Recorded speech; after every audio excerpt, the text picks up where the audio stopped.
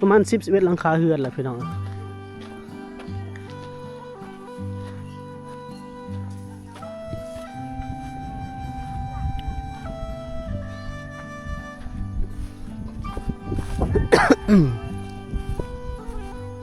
โอ้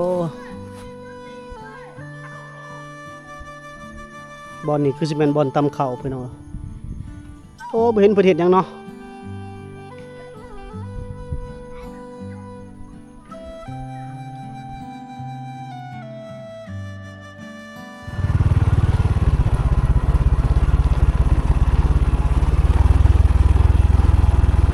โอ้ทางลง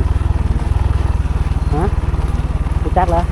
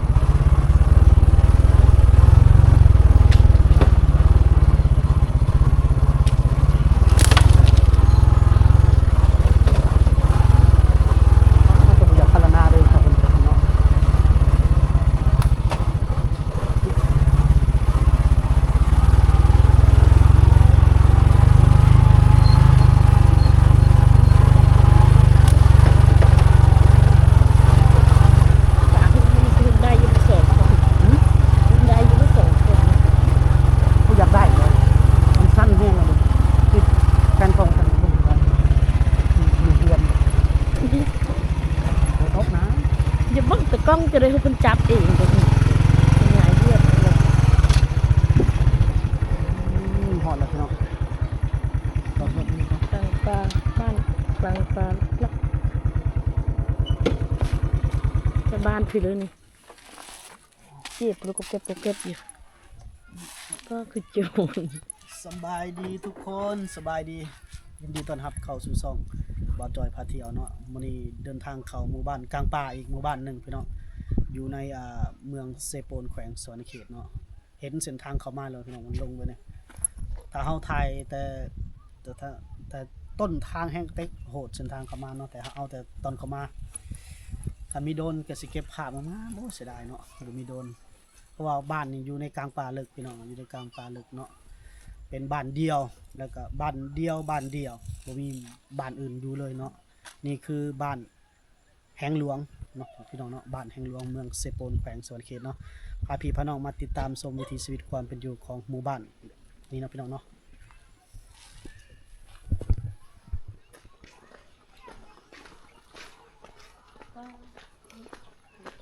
บ่มีไฟฟ้าเด้อพี่น้องเอ้ยทางเข้ามานี่เนาะ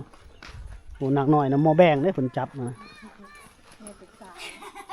จะหูจักแล้วสิบ่หม้อยกเด้เนาะหม้อยกเด้เพิ่นถือนี่สักอันหม้อไฟบ่สักโทรศัพท์นักหน่อยเจ้าชื่อบ่ภาพบรรยากาศหมู่บ้านมีน้ำห้วยช่วงนี้น้ำห้วยอาจจะงามแน่เนาะ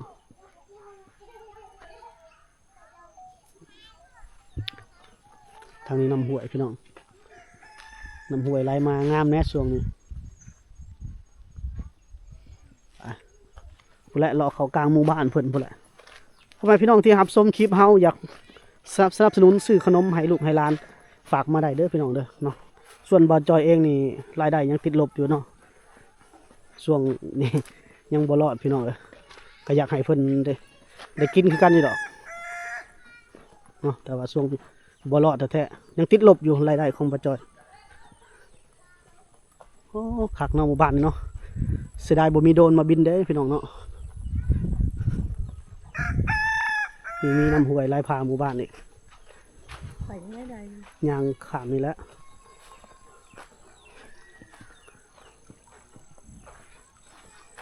ทางนี้จะอยู่โน่นแน่เนาะโน่นโอ้งาม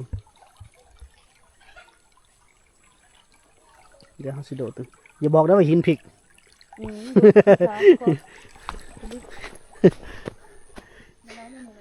ก็เหยียบรถค่อยๆ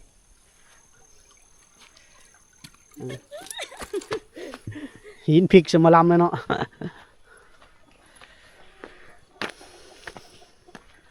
รถมากเอามาได้ไง ก็คือบื้นขึ้นนี่ละ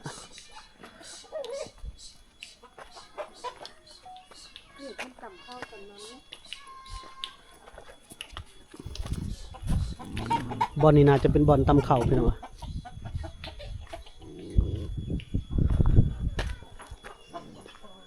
บ้านนี้บ้านเดียวบ่มีโรงเรียนเลยพี่น้องบ่มีไฟฟ้านี่คือตักเขาแสดงว่ารอบบ่ายพุ่นแล้วเพิ่นจังตำเขาไปทางนี้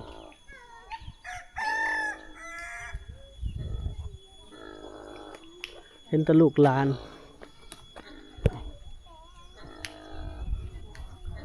ลูกหลานน้องน้อยสบายดีพูดข้าวแล้วบ่ เมื่อมบ่สอดเมื่อมบ่ แย่แล้ว แม่ไปจักหลังคาประมาณ10 ปลายหลังคาเฮือนแหละพี่น้อง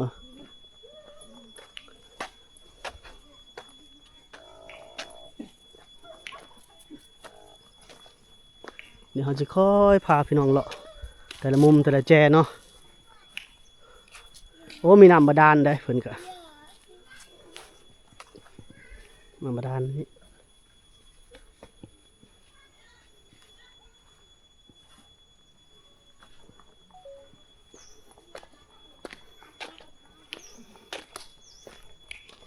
เงียบคักเป็นยังพี่น้อง10 ปลายหลังคาเฮือนเนาะฮอดบ่10 ปลายเนาะเบิ่งนับก่อน1 2 3 4 5 6 7 8 9 10ประมาณ10หรือ11หลังคาเงียบนี่เนาะ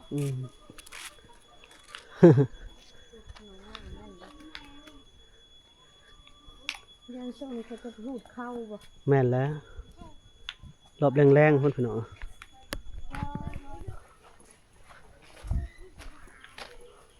ประมาณ10 11หลังคาเฮือนแหละพี่น้อง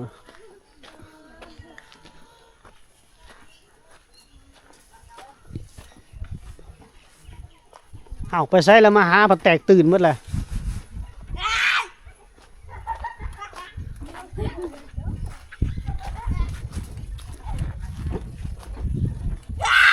เอ้าห้องนี่เนาะหมอนี่เนาะ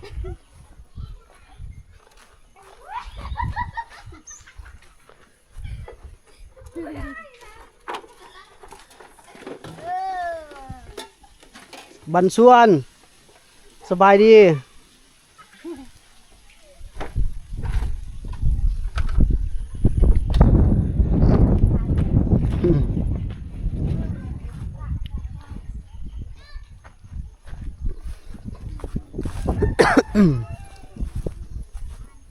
โอ้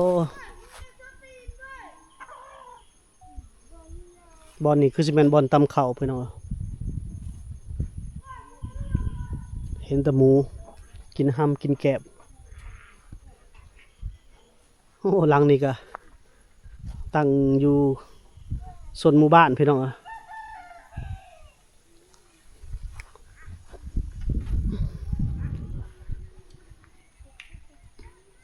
บรรยากาศโดยรวมพี่น้อง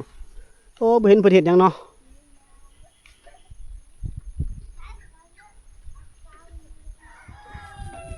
เขามาได้ยินแต่เสียงไก่ขันเนาะ เอามาต้มกินกับตัว หลายนี่ไก่ขันพี่น้อง ใกล้ที่หมู่บ้านคนนะเป็นคนเห็นเห็ดอย่างเนาะนี่คนหนาววะเนาะ บ่แม่นช่วงเขาเก็บช่วงนี้ช่วงเขาเก็บเกี่ยวเขาให้ เขายังจะไปอยู่ให้หมดคนผู้อยู่ก็น้อย อยู่กันเล็กน้อยเนาะ บ่ค่อยมีผู้ใหญ่ เอาหลานก็ที่เย็นนี่มาบ้านคนนี้ บ่มีกิจกรรมมีแต่ป่าไม่ได้อ้อมพี่น้องภูเขาหมดอ้อม มันจะปูหมด มีกิจกรรมเขาก็ได้ออกคืนแล้ว ไปบ้านแม่อีก คนสิตำอยู่เขาก็น่าจะแรงกว่านี้ เราจะหายไปบ้าน เรียกเพิ่นตากเขามันบ่มีแดดเด้พี่น้อง แต่สมมติเข้าบ่แห้งกับตากแดดมันต่ำก็บ่ได้อีกเนาะ อืม ข้าวบ่แห้งก็ตำบ่ได้ตำกันมันจากมุนมันจากฮักถ้ามันแห้งมันกรอบคักๆผมบ่ฮักนี่มันใส่โซลาร์เซลล์เอา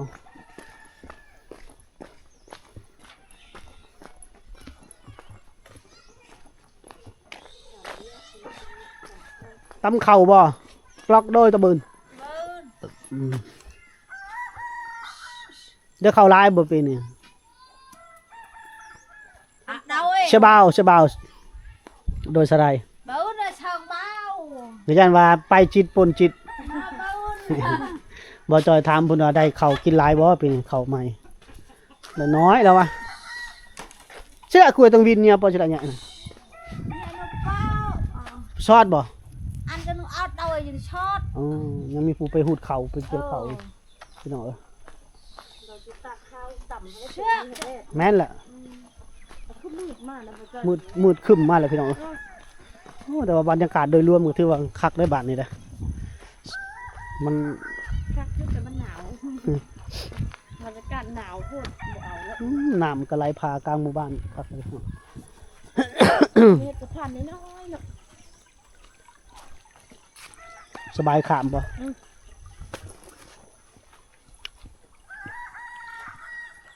ขับไปครับขาขามง่ายเนาะขากลับขามง่ายมันคล้ายๆคือบันตะนางเนาะถ้าอยากมาวันอาทิตย์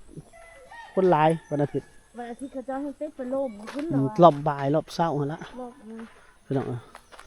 นี่ก็สายน้ำห้วยเพิ่นกินอาบน้ำห้วยนี่ละแล้วก็น้ำบาดาลน้ำใสน้ำบาดาลมาแต่ไปสอนประมาณ10 หลังคาเรือนเนาะนับโดยรวมพอบรูหมู่บ้านนี่สร้างตั้งแต่สมัยสงครามพอลบหลีกอยู่นี่แล้วก็บ่ได้ออกเลยเนาะนี่เฮือนในบ้านเพิ่นพี่น้องสมถือว่า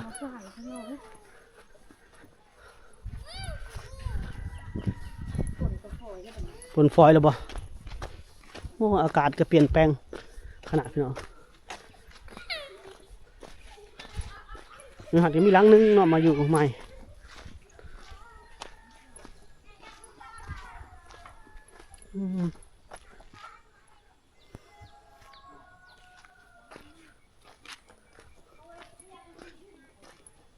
ภาพโดยรวมของหมู่บ้านสบายดีในบ้านสบายดีอยู่ดีไม่แห้งบ่หูดเข่าหูดน้ำแล้วบ่แล้วเนาะมายามดนแล้วบ่ได้มาปี2 ปี3 ปีแหละเอากระสีกลับออกไปกับพี่น้องเลยขึ้นนี่ได้ยางแล้วแหละนี่ได้ยางแท้เนาะรถเฮาบ่ขึ้นเนาะมันสั่นแพงเนาะมันขึ้นมันนี่ไปซะโอเคพี่น้องเฮากลับออกจากหมู่บ้านนี้ก่อนไปหมู่บ้านไหนแบบบ่ได้บ่ขึ้นแล้วก็ลงยางเอาเนาะขึ้นไปนำกันก่อนยางนี่ได้แล้วประมาณหลายเมตร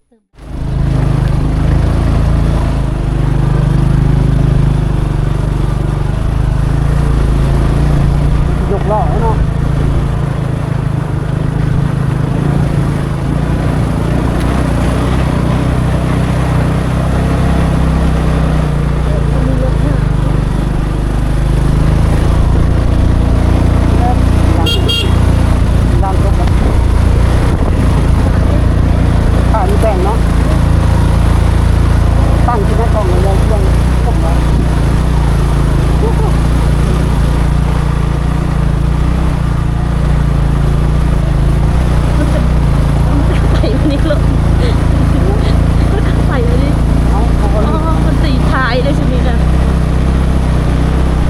ดอกยางมันก็ยังมืดอย่างนี้ถ้ามันฝนตกนี่เนาะฝนตกขึ้นก็ได้เลยโอเควิดแล้วพี่น้องไปให้เบิ่งทางออกก่อนหน่อยนึงทางออกก่อนพี่น้องเลยป้าทั้งนั้นเลยเบิ่งทางออกก่อนก็ได้เบิ่งมีทางไปบ้านคนแน่นอนบ่เจอเนาะมีแต่บ้านเดียวนี่ล่ะพี่น้อง